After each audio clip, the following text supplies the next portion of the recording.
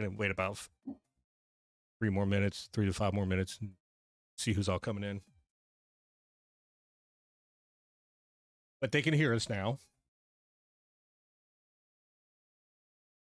Do you have a butt for? What the fuck is a butt for? It's for pooping, silly! I gotta make sure the notifications are not on the. Wow. And I won't know until we go. Pause. But thank you for the follow. Was not. I didn't know you worked with a PMS clan. Mm-hmm. Huh. I am co-stream team manager. Nice. I've been with them since 2016. Oh, wow. I spent most of TwitchCon hanging out with Rachel. Doesn't everybody? Yeah. Yeah, it was me, Rachel, and Doink, and a whole bunch of other people. We just pretty much kicked it the whole weekend. That is on my bucket list. I'll be willing to go into credit card debt to go to Twitch. It is. Well. It's either that or GDQ. Yeah. As I understand, they're very different.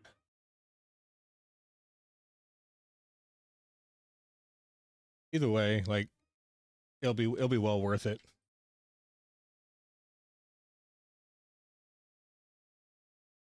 All right.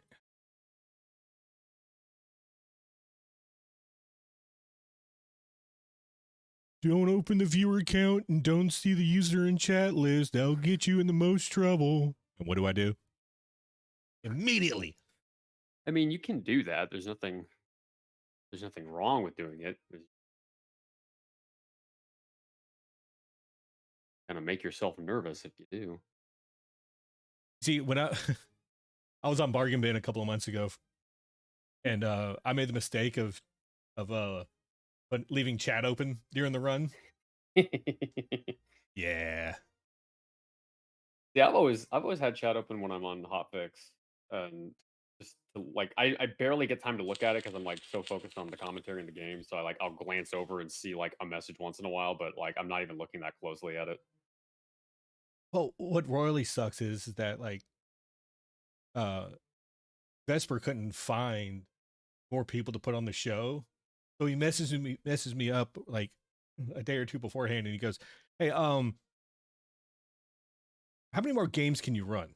I'm like, "How much time do you need filled?" And he said the entire 3 hours, and I'm like, the Killer Instinct run is about a 20 to 25 minute run, and you want me to fill an entire 3 hours? I looked back at my collection, and I'm like, Street Fighter 4 and House of the Dead Overkill. I haven't touched either one of those games in a speedrun capacity for about 4.5 years. I should hit up Vesper with Alpha Prime because that game's like $5. He wanted me to start learning something that he had the world record for it. I can't remember the name of it. It's like something opera. And I just cannot remember for the life of me. Why isn't the music playing through my mixer? Well, that's the reason why we have post. All right.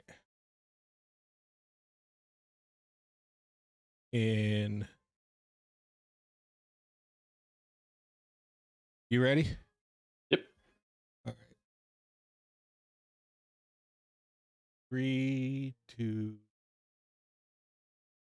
Hello, everybody. This is H2O Happydude here. Just a little housekeeping before we get started. I will be on Passion Project, GDQ Hotfix Show, Speedrunning, Mega Man X, but with a category that's not ran on traditional leaderboards. That's going to be December 8th, starting at 10 p.m. I will be run number 1, but if you come and check out my run, make sure you hang out for the rest of the stream. And speaking of GDQ, We are here with a gentleman with the best hair in GDQ, as far as I know. Dangerous. How's it going, man? It's going. How's it going, man? Wish I had a better introduction now that I think about it. First things first, what actually got you into speedrunning in general?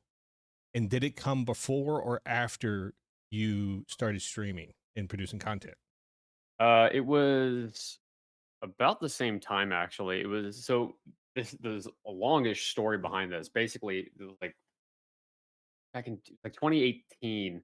I was trying to beat Doom 2016 on Ultra Nightmare on PlayStation 4, and without going into a whole thing about mouse and keyboard versus controller, like the hard and fast reality is like with a mouse you can turn faster than you can with an analog stick, and so it sort of became clear quickly this isn't going to happen unless I switch to PC so I can use a mouse keyboard.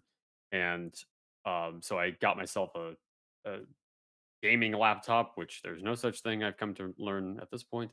And I started trying to push for to beat Ultra Nightmare. And it was like right around that time I was going on YouTube and I was looking at like tips on how to beat Ultra Nightmare. And I was finding these videos from this guy named Bite Me, and any Doom aficionados probably recognize that name now. But back in 2018, he was like this nobody on YouTube that was making these videos, um, for a couple hundred views. And at some point, I was leaving comments, and at some point he started like responding to them, and then we went back and forth a little bit. And then he was like, "Hey man, you should come follow me on Twitch." And I was like, "Yeah, absolutely, I'm down to do that. What's a Twitch?" Had no idea at the time what it was, and so he gave me the link, and I was like, "Oh my god, this is a huge website." And I was watching him do it, and this is at a point in time where he was streaming for like 15 people max.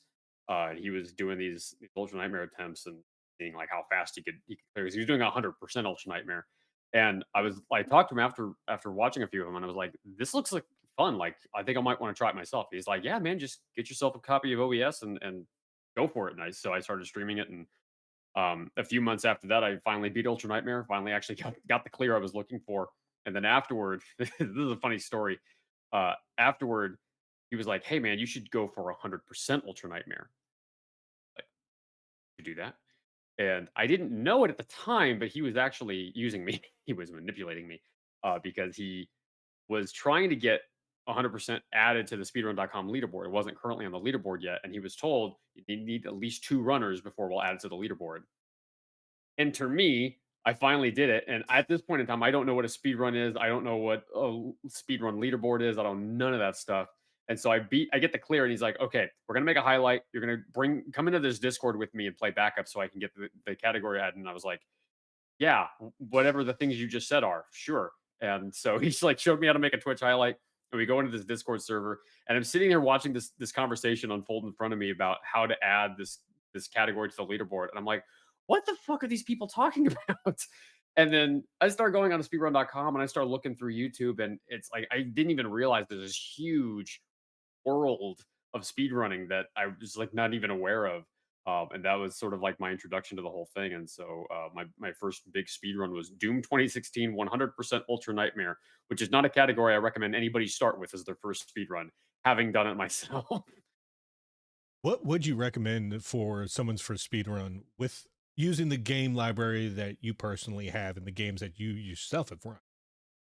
uh, I would say probably the one of the best starting speed runs. It's a little hard to get kind of working now because you have to down patch to 1.0, but the Outer Worlds is a really really good speed run to start with. It's got a really low skill floor, a super high skill ceiling. Like it's a very easy run to learn. It's a very very very difficult run to do quickly, but you can it like the world record right now is like 10:36 or something like that, like 10 minutes and 36 seconds. It's a short run, um, but it will teach you how to draw a straight line. It will teach you how to buffer inputs. It'll teach you a whole bunch of very portable skills to other speed runs. So I would say I always recommend anybody start with the Outer Worlds as their first speed run. It's not super technical. There is one glitch that's used in the 1.0 build, and even if you don't down patch, you can still run it on current patch and do it basically glitchless, and it's still a very technical speed run to learn because it's got like, I mean, straight lines are an invaluable skill for any run you do. The first time where I laid eyes on one of your runs, it was when I always cannot remember th- the full name of it, but Passion Police Squad. Fashion Police Squad, and that was my first introduction to you. As I was A lot of digging, people's. as I was digging back in your back stuff, you had like uh Doom and I think I saw Callisto Protocol. I did do a couple runs of Callisto Protocol. I was one of the moderators for it at release, and the run kind of changed, and the community kind of changed, and I was like, okay, I don't think I want to be a part of this anymore. Not like in a hostile way or anything like that. Like I still wish Right. all the runners for Callisto all the best. They've been evolving the run even since I've left. But I was like, okay, this is probably not going to be my scene, and so I walked away from it. But I did do a couple runs. I don't think I ever actually submitted them to the leaderboard though. Probably got to do that at some point. What do you think about when games first come out and, like, for example, Pokemon Scarlet and Violet? Mm, Adef and his crew got it like within the first week down to a 6 hour run. yeah. What is your thoughts about like the natural progression of how different it is between the casual and then the speedrunning communities? Because when you take a look at when any Joe Blow decides to go pick up a brand new game, of course it's going to be casual. Of course it's going to be 30 to 40 hours. But when they see that their game that they're having so much fun playing at such a low pace, it is taking them forever. Do you honestly think that it's a good or a bad thing for games to be broken in half that soon? Oh, I don't think it's a bad thing at all. What there's the thing about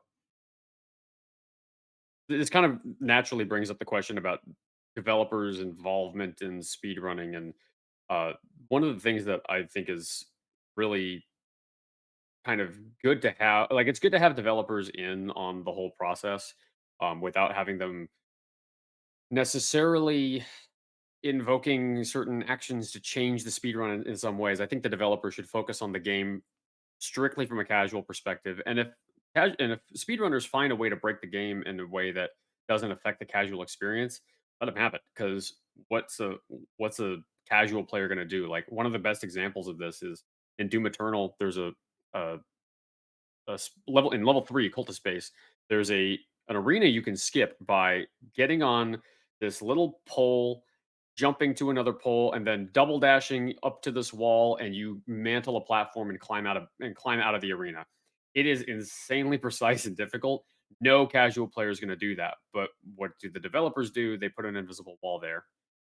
Stop speedrunners from doing that. It's like if the casual experience is not going to be affected by it, leave it alone because all you're going to do at that point is hurt the speed run by preventing speedrunners from doing something that makes the run better, right? And if there's a big arena that is way faster to skip, that's something that is kind of necessary. Now, on the flip side of that, speedrunners are funny because we want to break the game and we keep looking for ways to break the game, and then once we've broken it, we say, "Oh, that game's too broken." It's like we have a very bad habit of doing that. Like Prey is a great example of that. The 2017 Prey.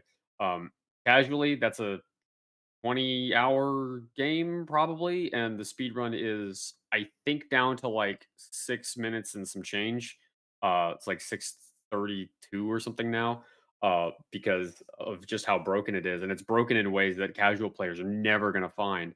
Um, and of course, the developers were messing around with that, trying to patch speedrun stuff, and so that's why you have to play that one on 1.0. So I don't think it's necessarily a bad thing for games to be broken, um, whether it's quickly after release or in a very delayed time period afterward. I just like seeing games broken in ways that don't affect the casual experience. And Doom 16 is a very good example of the opposite of that, where people playing the casual game would just be launched into the void on their casual playthroughs constantly.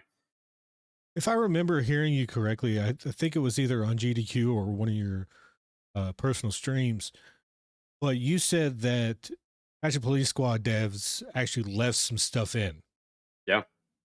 How how does a someone look at it from the perspective of like me? I'm planning on doing Fashion Police Squad, and what should I think about like I don't know if the devs have done any more games since then, but do you think in a long run of things that if a developer does it for one game, that they should either go back on previous titles that they've done or keep up the streak that they've had and create more games with speedrunning in mind? I mean that's been a thing for a little while is developers making games that are meant to be speedrun. Like Cyberhook is a really good example of that, where you have marathon mode where you just blitz through every single level. There's a timer on the screen. Like the game is designed to be speedrun. Like you get more diamonds the faster you go. Um, and I see this a lot with boomer shooters in particular, where they have an end level timer, like trying to kind of mimic OG Doom from back in the day. And I think it's fine for developers to make a game that's good for speedrunning, but I don't think that developers should be focusing on making games just for speedrunning purposes. Like, if developers want to be an ally to speedrunning, there's a lot of things that they could do to ally themselves with speedrunners that have nothing to do with designing a speedrun game, but making a game that is a good casual experience that also can translate into being good for speedrunning. Like Fashion Police Squad's a great example. You can skip all the dialogue in the cutscenes. There's some interesting speed tech that doesn't really affect the casual experience so much. And it's not even that the developers were leaving in stuff; it's that they added skips. Like they purposefully left part of an invisible wall open so that you could jump over it to get out of bounds. Like they left that stuff in on purpose.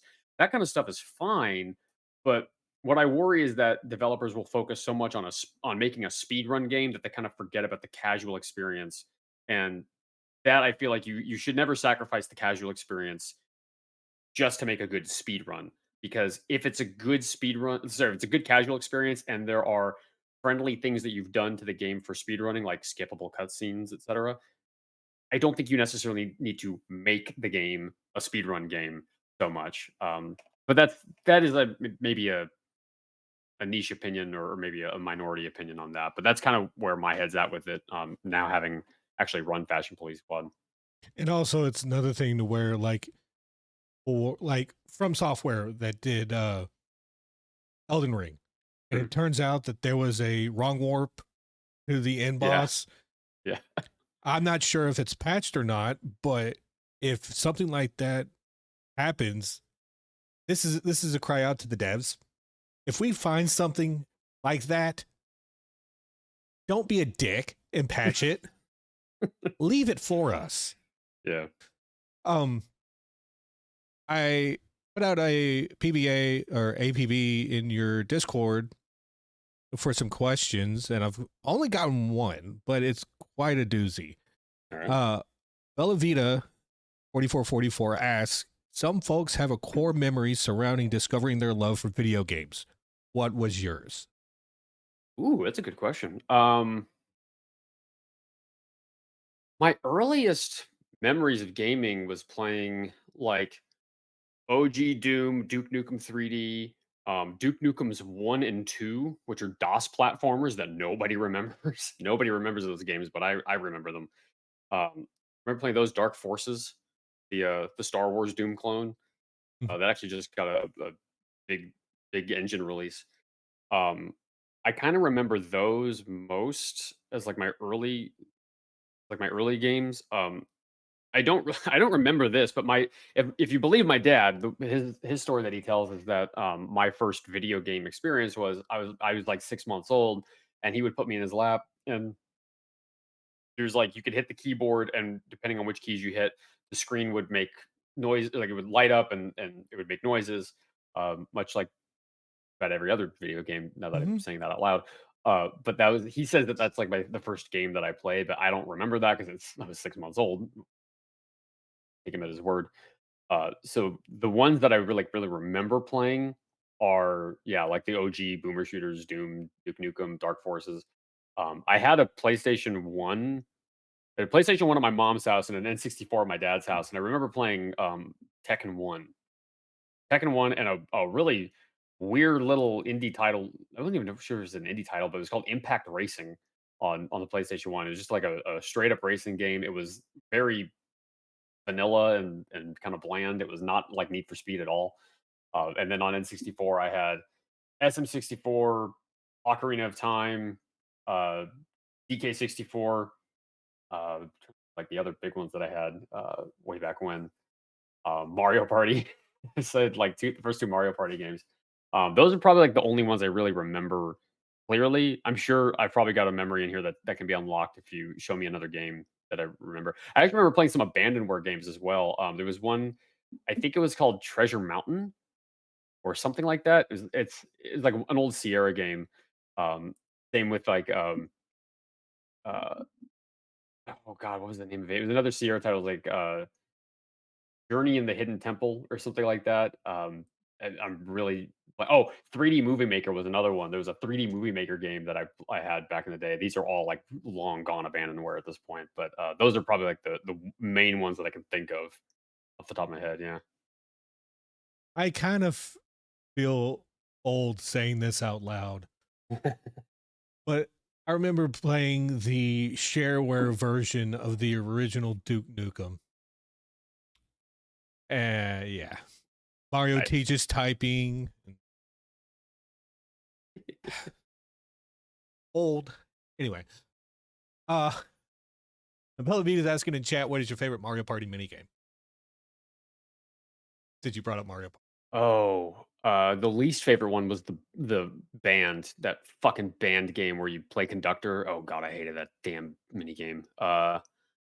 Because no matter what the timing was, you always got it wrong. Favorite one? Oh man, there were some good ones. Um, And it's always someone's favorite that didn't make it on the Mario Party 100 for the 3DS. There's always one mini game that everyone likes that's not on that list. yeah. I would say, as simple as it was, hop, skip, jump rope was the fire jump rope one. I could never get that timing. I for whatever reason, I always was able to do it pretty easily, but then there were some other ones that I think other people thought were really easy that I struggled with. Um, Hot rope jump, that's what it was. Yeah. Uh, yeah, that would probably as simple as it was. It's just hitting A over and over, but that was a fun one. It was all timing. Has there been a game to come out in like the last 10 years that you've played casually that you've wanted to pick up as a speedrun, but you haven't yet? Um, there's a few that I've looked at as a speed run. In the last 10 years, well, Bug Snacks came out just like a few years ago, and I played through that casually recently, and I was like, this could make a pretty good speed run.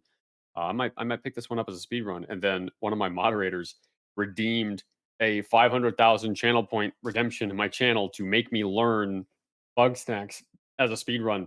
And Oh, she called God. in any percent. And I had actually been planning on learning 100% before I realized the 100% is actually kind of a long run. So it was like, okay, let's split the difference and go no major skips. So I'll be learning that one pretty soon because that one, I love that game casually. I thought it was great. It was bizarre and weird and hilarious. So that was like a kind of a key one there. Another one just got called in by, funnily enough, that moderator's husband, another one of my moderators. He called in Doom 3. So I get to learn both of those, although Doom 3 is a little older than 10 years ago. Do you think that learning so many games and featuring them on your streams is actually helping retain or garner a new audience, or do you think that doing that is actually preventing new people because you're just not like, for example, Trihex when he was streaming nothing but Yeah. Yoshi's Island? Do you think learning multiple games like that will actually hurt someone's growth on Twitch or YouTube? It's hard to say. I know that there are people that will do just one game and that's it.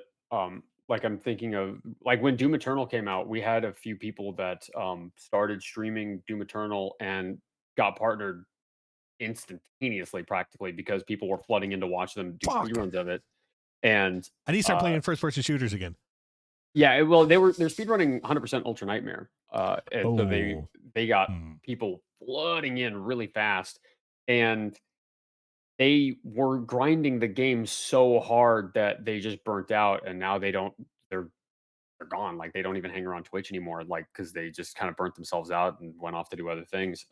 And it's unfortunate because I like those guys. They were really nice guys, but then they burnt themselves out too quickly. Um, so I would be worried about doing something like that. Like truth be told, I started my streaming career doing Doom 2016. If I were if I were to have stuck with Doom 2016 and not changed my path at all, I probably could have gotten partnered already, like a long time ago. But the prospect of doing one game and that's it forever bores me to death. Like there's too many things out there to play. There's too many things to learn and speedrun. So it was like I don't want to do that. So as soon as I get sick of a game, I switch to something else and fuck the viewer count. I don't look at the viewer count. I don't have it open. I don't have my follower list open. I don't look at any of that shit because to me it's just like I'm gonna do my thing. I'm gonna do my runs, and whoever wants to watch it is gonna show up and watch. And if they say, he's not doing this, I don't want to watch. They'll go somewhere else, and that's totally their prerogative. I get it. But what I worry about is like there's a partnered streamer and I know I won't say who, but they when they stream their main speed run, they get 100, viewers, give or take. And if they stream like an MMO, 3. And I was like, I don't want to have that be my core audience that just shows up for this one game. And then if I'm not playing that one game, none of them show up. Like I would rather grow the channel slowly and retain people that are there for me, no matter what I'm playing. And that's gonna take a lot longer to do that, but you're gonna have it's there's an old adage about, like, if you build a house, you pour the foundation, you want the foundation to be wet for as long as possible. You do not want that foundation to dry very quickly because the faster that concrete dries, the more brittle it is. And so you build a house on a brittle foundation, it's gonna fall over. Well, if you keep that foundation wet as long as possible. It's going to take a lot longer to get it ready, but it is going to be solid by the time it's done. And this is sort of like my guiding philosophy on streaming is I'm going to keep the viewer count as wet as possible. That sounds so much worse than I actually meant it to, but you get what I mean. Like you Phrasing? phrasing's a little off here, but you get the point. Is like Yeah. I'm trying to I want to grow it as slowly as possible because it's going to be a much more stable platform by the time I get it to like a big size. And I've never I don't plan on making Twitch a career or anything like that. It's never been a career prospect for me. It's always been a little hobby, a little side hustle. And if it grows to be bigger, yay. And if it doesn't, no big deal. It's not like I'm trying to make this a career for myself.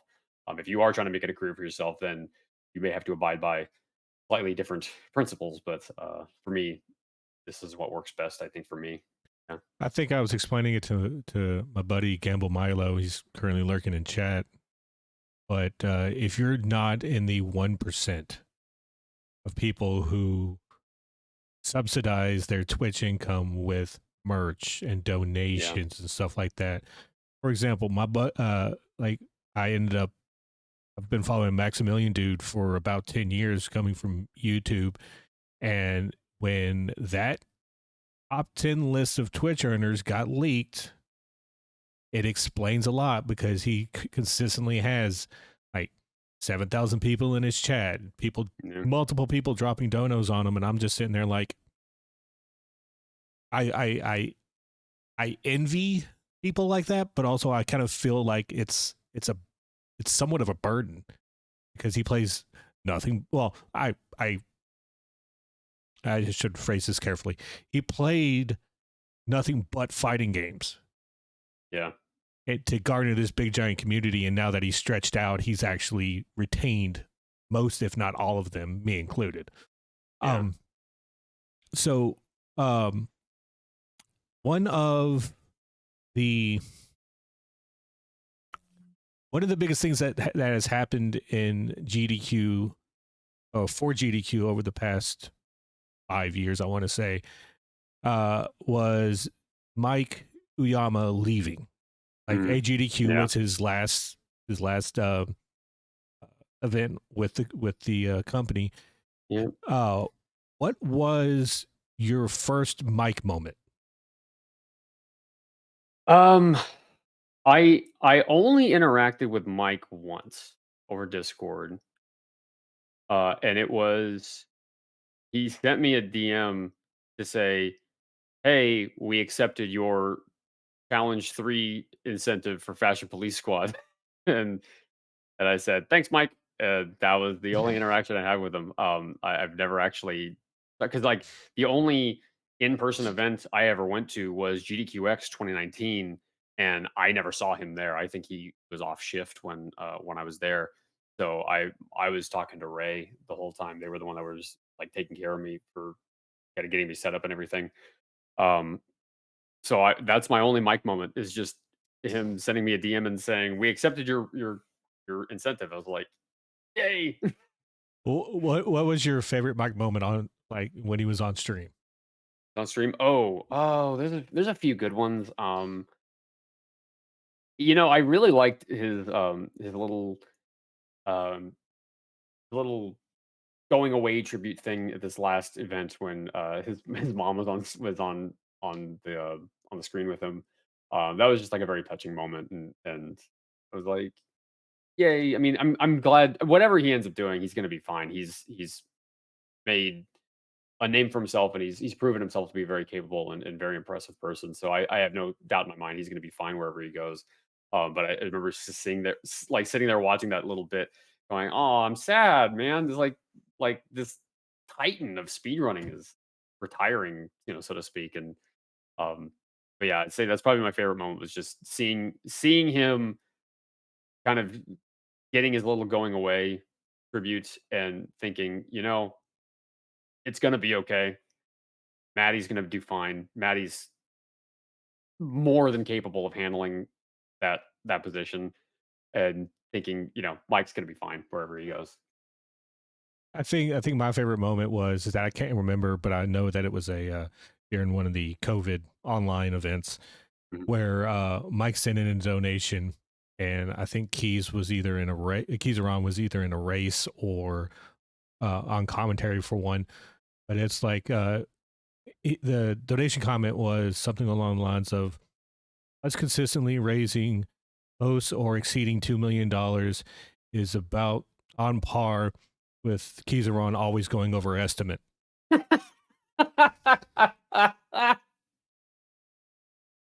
It's funny because it's true. Oh, that's funny. But he will be missed. He's I do have the ability to poke him for an interview, but I'm just gonna let him have his time. Let him be on vacation, and probably hit Let him him up take in a his couple break and then. months. While we're back on the topic of GDQ, what actually got you to actually start submitting?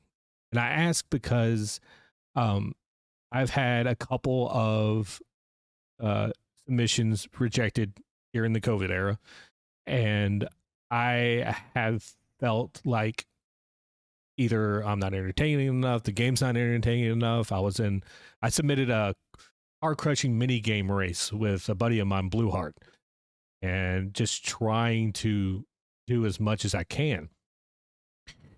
I'm probably also under the assumption that if you can't make it on the main stage at a GDQ, you just take your run and you could still be featured. Just don't set. I'm trying to say in the politest way possible, don't set your fucking bar so high to aim for this main stage. But Yeah. what actually got you to actually submitting for GDQ? I remember exactly what it was, but I remember I think one of my first submissions was Doom 16. I think I was submitting 100% Nightmare or 100% Classic. I can't remember. And I think I was submitting it to, I want to say AGQ 2019, or it might have been SGQ 2019. I don't remember exactly, but I also submitted Rage 2 to GDQX in 2019 because that was the first event after it had been released, and it got accepted just on the fact that it was a novel a novel game. It had just come out, and that one got in. And since then, I've been submitting. I mean, I've submitted every event since 2019. I think except for one that I couldn't go to because it was SGQ last year. I couldn't go, so I didn't submit. But I've submitted to just about every event since then, and I've gotten rejected every single time until Fashion Police Squad miraculously got in, and I got to be featured at the last one. And one of the biggest things that I've learned is that the worst they can say is no. Hmm. Like I use the analogy in the volunteer channel. I don't see, like, I see a lot of people trying to get their name out there by just the equivalent of brute forcing themselves onto a GDQ stage, main event stage. And what people don't realize is that 90% of the time, like I think they had like 2,700 hours submitted for SGDQ. Yeah. And that's a lot of stuff that they have to reject. Yeah. And it's not, like I stated earlier, it could be many factors. It could be like if you were game 101 in a list of 100 games that they need for the marathon. Microphone wasn't working, or this, that, and the other. The worst that they fucking can say is no. True. One of the biggest things that I took away is that me, Cutie Roo, and Midnight Vesper, the three of us were sitting in the G4 speedrunning channel, and we just sat there, and they basically said, just do it. And then 4 months ago, I got on Bargain Bin. February, I'm on Passion Project. I have stuff with Cutie Roo. I'm doing. I'm hopefully going to get everything taken care of to where I can do Mario Party 5 for Legally Cute. Oh. It's a lot more fun than you think. Trust me. But to just continuously put yourself out there, like I said, doesn't necessarily have to be the main stage, but if you just want to be featured on the stream, aim your bar just a little bit lower, and then go. Yeah, I did hotfix 4 times before I got to go to AGDQ.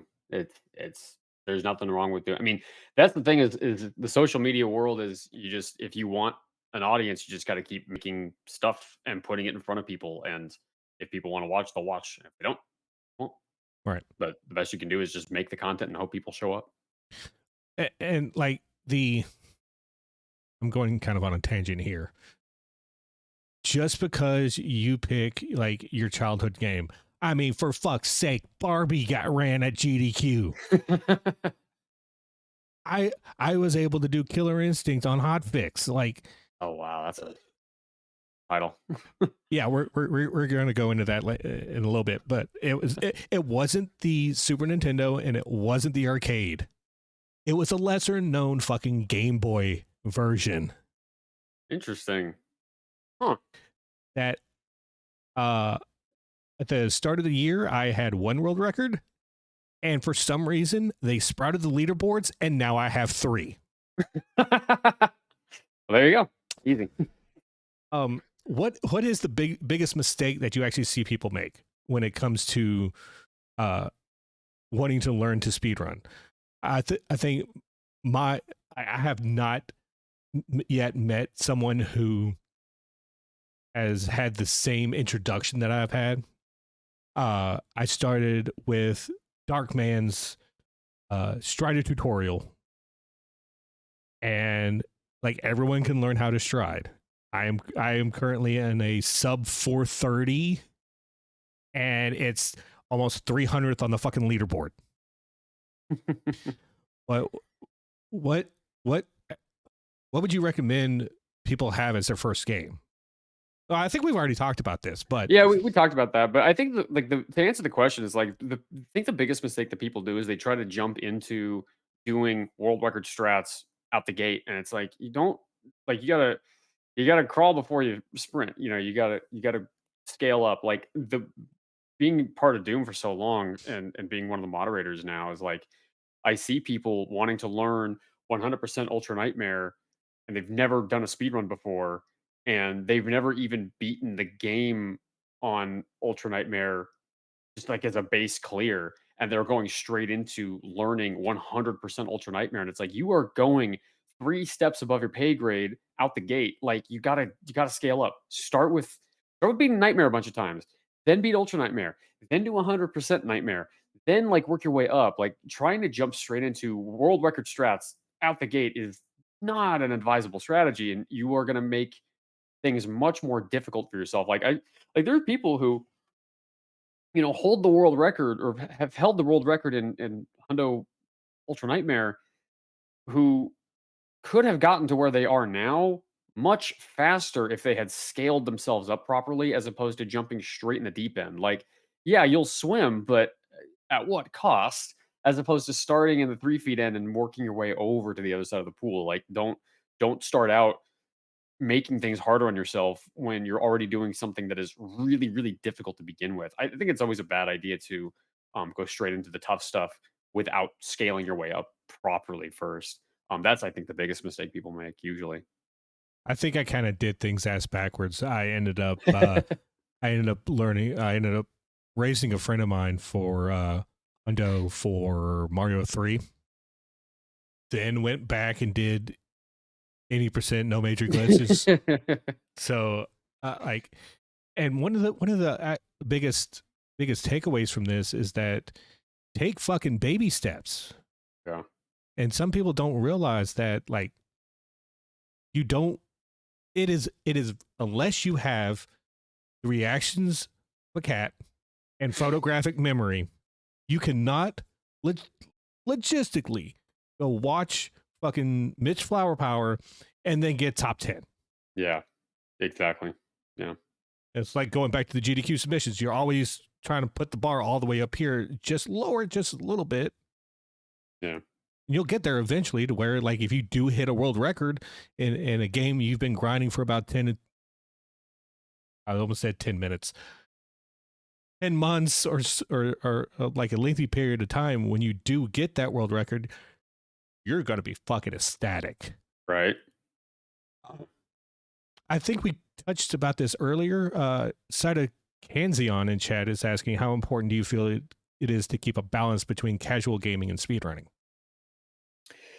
I'm lucky in the sense that I've never really had that issue of not having that balance. Like I've always felt like I boot up stream and I'm like, I don't feel like speedrunning today. Let's play something casually, and I'll throw a game on that I haven't played yet, or just want to play for fun.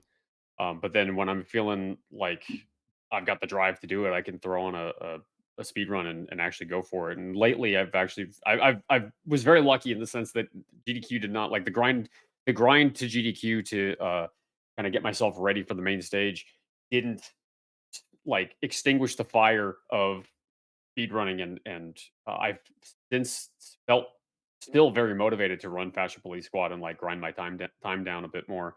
And writing a new category helped a lot with that as well. But I think it's important. I don't think anybody should be burning themselves out on speed running. I saw those guys do that to themselves in Doom Eternal, and whenever I feel like I start just like the slightest little bit of burnout, I stop and I go do something else. I don't push myself, because the last thing I want to do is drive myself away from speedrunning, because if I do that, I might drive myself away from gaming, and I don't want to do that. So I think it's very important. Yeah. Authority asked me to relay a message to you last night after I told him that, Me and Thordy share a community, and plus Thordy's one of my IRL convention buddies. He asked, "Is it speedrun, speedrunning, or speedrun?" I think I said that correctly. It's speed ran. Ran is the verb. The verb is past tense. Speed is the adjective qualifier. You don't put speed in past tense. That is speed ran. Damn authority. I swear to God. Yeah, he mentioned that last night. I'm like, I don't quite follow that logic. And then all of a sudden it's like, oh, seeing you cringe explained everything. Yep. Thordy's a guy. Thordy's a good dude, but Thordy's the dude. Yes, confirmed he can be a dick. I'll remember that about the games I've sped runnered. Thordy. Oh. Man is trying to kill us. Mm. At least he didn't say sped rannerd. Oh my God. Like, Anyway, next question. Actually, I'm going to throw it up to chat-based questions if y'all happen to have anything outside of Thordy. If anyone else in here happens to have any legitimate questions. Thordy's banned from asking anything. Oh, hold on a second. I'm about to time him out. No, I was hovering over banned. I'm just going to purge him. There we go. There we go. Ouch. Because like the question was cute. Like I understand that it's something that you like a connection that you and him had. It's a joke, and then all of a sudden it's like, if it cringes me. Anyway, I think we have maybe about 10 more minutes. So if anything pops in the chat, I'll read it off. What the hell do you do outside of Twitch streams? Like as like a general like relaxing day? Like what? What? I like to cook. That's a fun little hobby of mine. We talk about food a lot on my channel, and so I like cooking whenever I have time to. I've been busy with work to the point where it's like, okay, if I'm not working, I'm gonna throw up a live stream. But that's kind of been my mantra for a little while now. But whenever I have like some time to, I'll just I'll throw a song on my phone and just cook around in the kitchen, chop an onion or whatever. Aside from that, it's been a lot of I bought a house about 6 years ago, and my life has been fixing it because I bought a fixer upper. Don't buy a fixer upper. Don't buy a fixer upper. But yeah, it's been fixing my house as those are my big hobbies outside of streaming. Could we see an actual like cooking stream? It's funny. I did a bartending stream last year. Because I used to be a bartender back in the day. And hey, I see you. I used to be a bartender back in the day, and so I did a bartending stream. I don't really have the logistical setup to do a cooking stream exactly. I'd have to do a lot of weird shit to get that to work. But I'm not opposed to it. I certainly could do it. I actually did a cooking stream as one of my first streams, like way back in the day. I was cooking. It was in the kitchen with my ex. We were making I don't even remember. I think it was fettuccine alfredo, and we just did a cooking stream of that. But it was that was like a really small thing, and I haven't done one since. One of the things that made the Passion Police Squad run just was that spontaneous dance that you did, and you explained it. You explained it in excruciating detail in the Discord about how like you wanted to get like this big giant elaborate thing going. What exactly were you trying to pull? Uh, in all honesty, that whole performance, the whole thing, like you do a show like GDQ. I mean, the whole point of an event like AGDQ and SGDQ is to get money for charity, right? That's the Right. whole entire point of it. And people will donate when they're entertained, and they will change the channel when they're not. And so my whole thing was I just want to make this run as entertaining as possible because that's what's going to pull the donations in. And so I was like, what could I do to make this like really entertaining? And we've had this gimmick in my channel for a long time of during that particular end level sequence, the parole ball. Um, that song only plays during that parole ball, and it was like, what if I like went out into my room, switched the camera, and just started dancing during this EDM techno song? And I was like, you know what, this could actually make for a really funny moment at GDQ. And I thought it was just going to be like a big funny haha thing, and then the reception to it was so much bigger than I expected. I did not expect it to have nearly the reaction that it did, and it's been all positive. Like a lot of love has come in from that, and then my gratitude is infinite to everybody that has reached out and said, "Oh my god, I loved your run. It was so great." Da, da, da. Like it never gets old hearing that, and just knowing that people were entertained by it was like, okay, I think I did the thing I was trying to do, which was to make this run as entertaining as possible to pull people's donations in. So. But I wasn't trying to pull a fast one on anybody. I just wanted to make an entertaining moment in GDQ history, and I'm happy to say I think I did that, given how everybody reacted to it.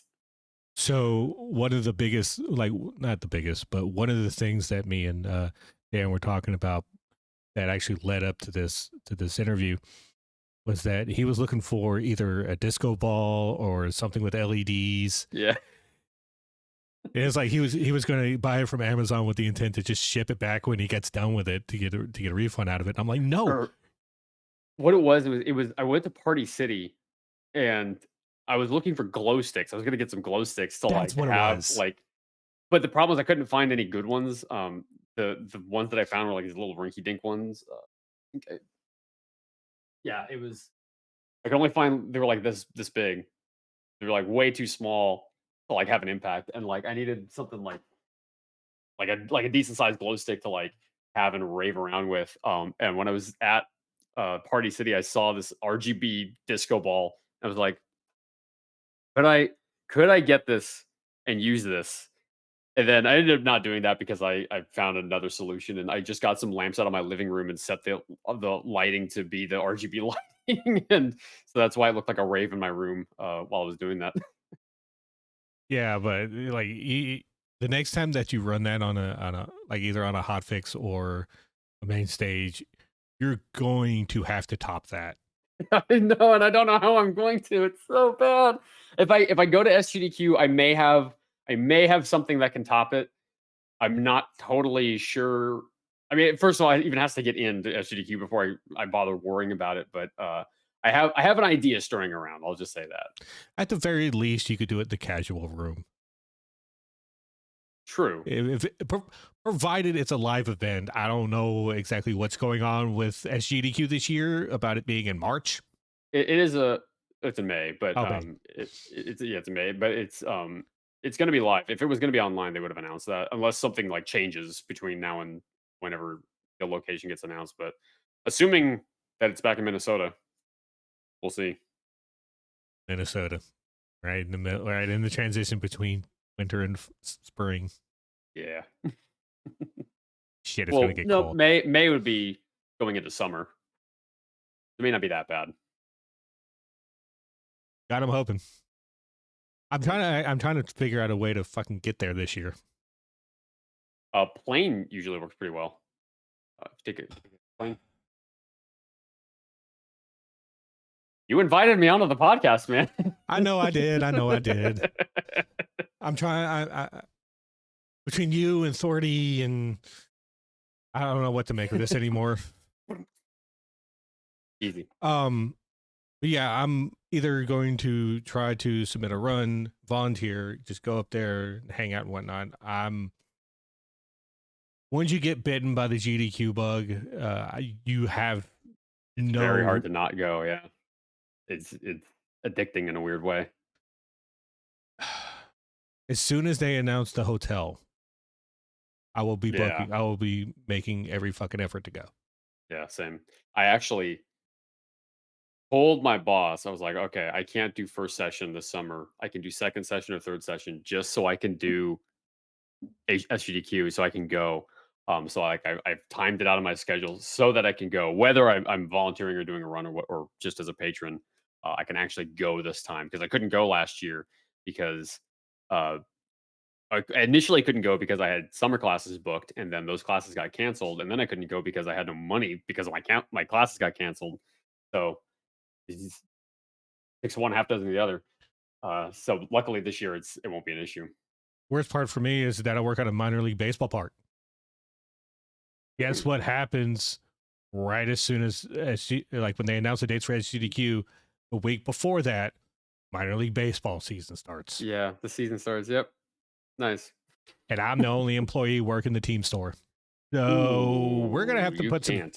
we're gonna have to put some spurs to that employment status for other people because I be fucking damned. I refuse to skip out on SGDQ 2023. It's gonna be a wild time, I bet, being the first live event back in a year since the last one that was live was SGDQ last year. Well, I kind of feel like until we have a consistent uh stream of live events that let me rephrase that. Until we have a consistent stream of live events, in-person events, COVID protocols get sort of laxed. Like I understand that, you know, everyone wants to be Florida man, but we can't run the risk of getting hundreds of people infected with COVID. But Yeah,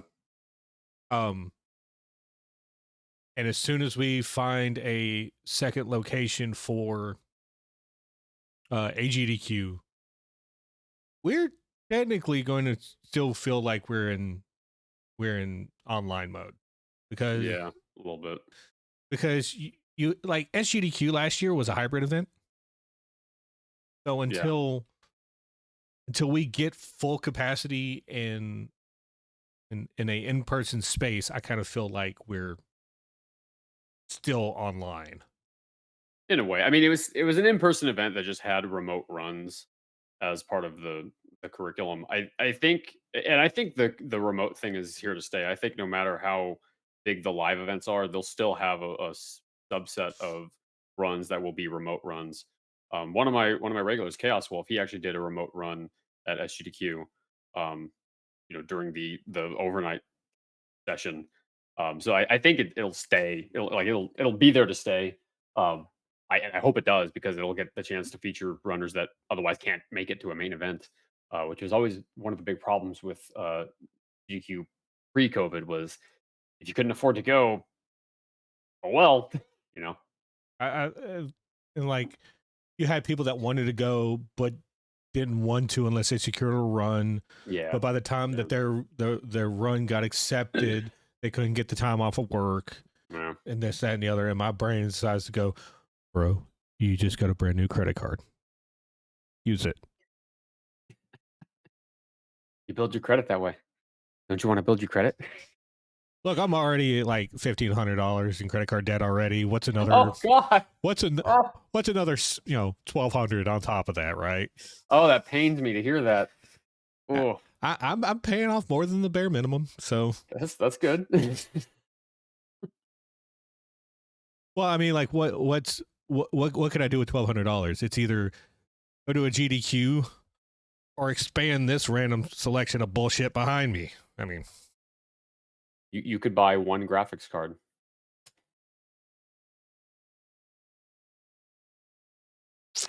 Oh, did I just break you? Okay.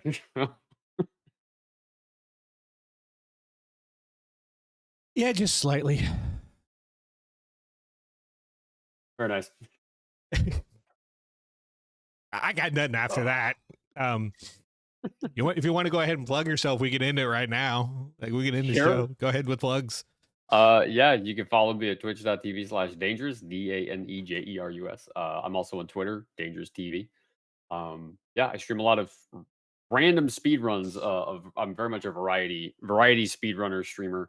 I do a lot of casual playthroughs as well. So if you like goofy soundboard nonsense, you can find me there. All right, for those who are popping in because of Dan, my name is H2O Happydude. I'm a variety streamer, variety retro streamer here on Twitch, podcaster, content creator on YouTube. If you want to support the stream, HWO merch available. Click the link down. Click the Stream Elements link down at the bottom, and go buy yourself some merch to support. Get me to GDQ without putting me in credit card debt. $1,200 worth. Look, that's like 13 of everything because I'm getting like $5 an item. The things that happen, the things I do. As a reminder, February 8th, we will be on Games Done Quick. We will be doing Mega Man X. It is 8 Mav, any percent, rookie hunter. Rookie Mavic Hunter, which you'll either can Google it or come watch the run. See the 28-minute PB turn into a 51-minute estimate. Look, I'm rusty as shit, and every time I try to practice, it just goes straight down the fucking garbage. Anyway, thank you, Dan, for joining us. I will be remaining on stream for maybe about 20 to 30 minutes. We're going to be sitting here and I'm going to be here shooting the shit with people in chat. So, Dan, thank you for joining. Thank you very much for having me. It was fun. Right. Have a good one, everybody. Have a good one. All right. And we're out, but they can still hear us. They can still hear us. They can still So hear I shouldn't us. say things like chat is ugly. No, only No? only Thordy. Oh, only okay, yeah, that's true. Love you, bro. All right. So that is the end of the podcast. You're more than welcome to bounce if you would like. I forgot to push back ads. Oh, shit. Wait. That is an hour and 2-minute recording, and we're just coming across the first ad. So guess what? No ads. Nice. No fucking ads. Let's go. Good shit. Excuse me. I'm cute. Well. Yes, Kenzion, you're adorable. All right. So I'm going to let you go. Are you streaming tonight? Yeah, I'll probably end up jumping on in a bit. I probably need to take tomorrow off just because I got to get some work done. I'm finishing up an intercession class or 2 intercession classes, and it's breaking me because it's a lot of shit very quickly. Breaking you down into the ground. It's 16. So regular class is 16 weeks, 4 weeks, 2 of them. Oof. So it's a lot of work in a very short period. But once I get through this last weekend, it'll be I'll actually have a normal stream schedule again. Hopefully, a normal regular schedule in general again, which will be nice. So, but thanks for having me, man. It's fun. No problem. I will shoot you the link to the RSS feed when the episode goes live. Yep. I'm going to try to figure out how to put video podcasts on Spotify. All right. Later. All right, chat. We will be messing around with some Pokemon Unite. Give me just a moment.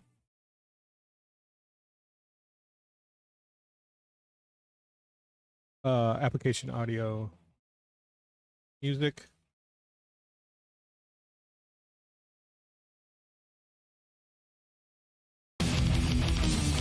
There we go. So for those who are here, thank you a lot. I'm going to do some Pokemon Unite here shortly, so stick around. I will be right back.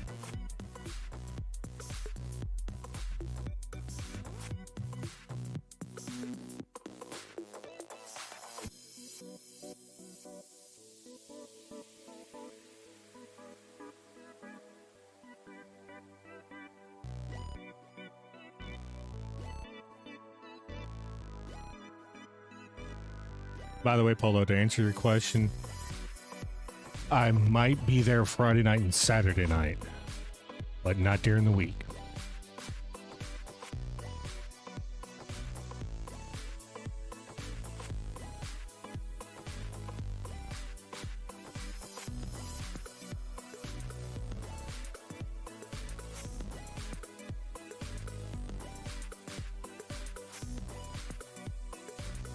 Actually, I've just been reminded that I have a Power Rangers tabletop game to run tonight. So I will be rating y'all out here shortly because I'm a fucking idiot.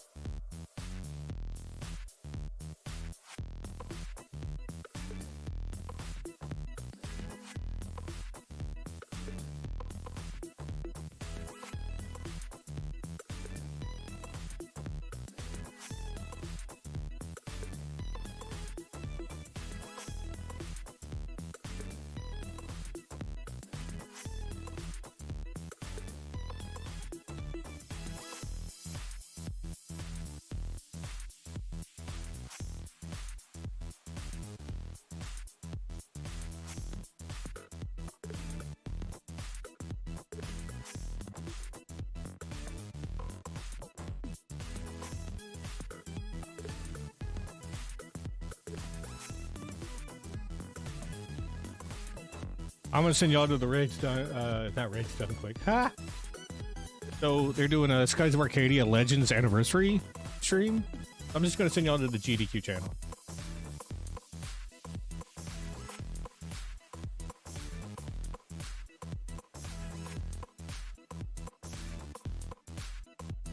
I'm gonna... GDQ's raid settings do not allow you to raid at this time. Well, okay, fine. Big John it is.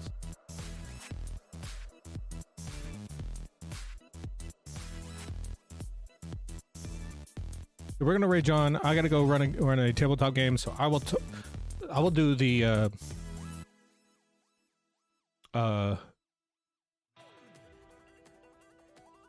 thing tomorrow.